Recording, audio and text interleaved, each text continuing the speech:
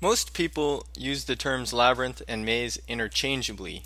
Maze-solving roboticists, however, generally agree that there is only one path through a labyrinth, whereas a maze presents choices. To illustrate this point, let's look at two examples. On the left is a labyrinth, and on the right a maze. If a robot is to navigate a labyrinth, all it has to do is follow the only path available, and eventually it's going to get to the target cell. There's not a lot of intelligence involved. However, with a maze, in this maze, as soon as the robot moves forward one cell, it's in a position to make a choice. And not knowing what the maze looks like from this standpoint, the robot's not sure if it should go forward or turn right. So let's just suppose it turns right, and then it's presented with another choice. Does it go left or right? Well, it doesn't really know at this point. We could make these decisions randomly, and if we did, we might end up looking something like this. Might accidentally bypass the obvious paths to the target here, and with the consequence that it would take quite a while for the robot to just happen by chance upon the target location. Um, it would be nice, in fact, it's the goal of most roboticists who engage in maze solving, to write a program that's a little bit more intelligent, that somehow collects information about the maze and then makes intelligent decisions when it's presented with an opportunity to make a decision. That's the end goal of this course. But it is going to take several more steps to get there. To keep things simple, our next step will be to navigate a labyrinth. To make things even easier, we will begin by navigating a known labyrinth. Let's program our robot to solve this labyrinth, something that we know ahead of time. Surprisingly, we actually already have all of the tools we need to do this relatively easily.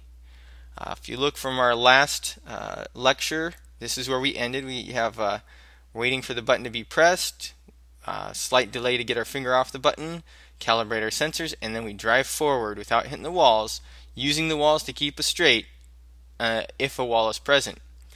Well, that command right there is going to take our robot from our starting position all the way up to the first corner, or the first turn, at which point we would like our robot to turn right. To make that happen, all we need to do is say motors dot turn right, and we want him to turn the robot 90 degrees. After we do this, our robot's sensor array thinks that it has a wall in front of it. The values indicate that there's a wall in front of it because we haven't reinitialized the array. So we need to do that here. Every time we change our robot's orientation, we need to reinitialize the sensors. Okay. Once that's done, I'm going to go ahead and copy this little bit of code.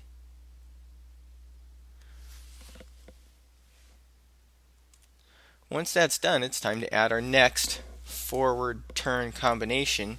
So that will be right here. I'm going to go forward, and then we're going to have to turn right again. So I can just paste that. And then I'm going to have to do it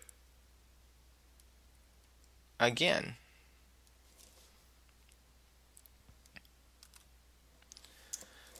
Then I have to turn the robot left. So do that right here, changing that one word.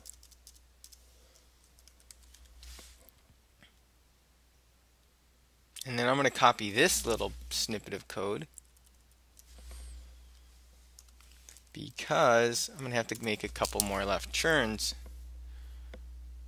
Here's my next left turn.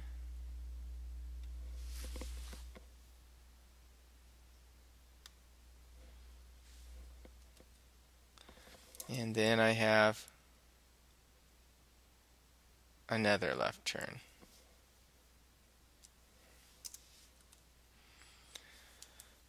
After those two, I have two right turns. 1,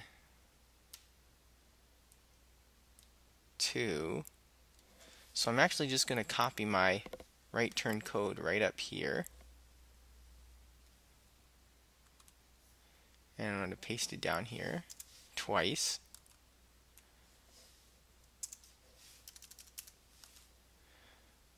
Get my spacing and white space right here.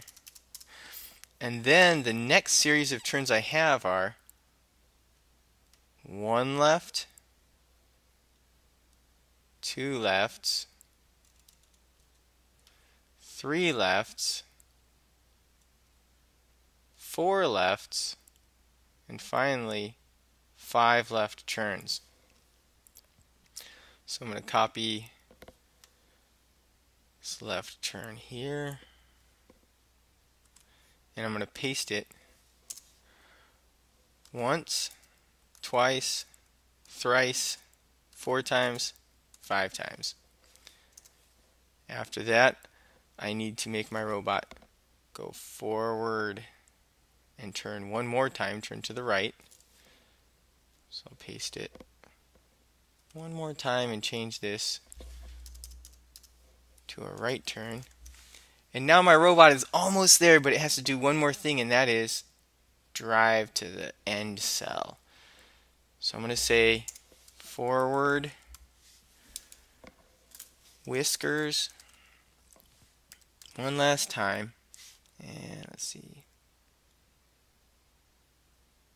Need an S here if I want it to work. And then I'm going to review my code real quick just to make sure I have all the turns I need. So I see 3 right turns followed by 3 left turns, 2 right turns, 5 left turns, and a final right turn, and a final forward whiskers call.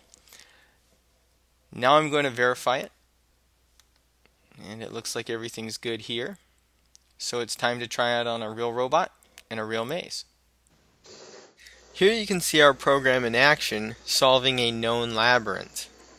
If you've gotten to this point, I congratulate you because you've put a lot of time and effort, a lot of hard work into getting a robot to be able to do this. Once you get to this point, have some fun. Make some different labyrinths and program your robot to navigate those as well. Once you get tired of writing programs that are specific to each labyrinth that you create, check out the next video where we will go over how to write a program that solves an unknown labyrinth, a program that works for any labyrinth, no matter what it looks like, using the state machine that we created in the previous section.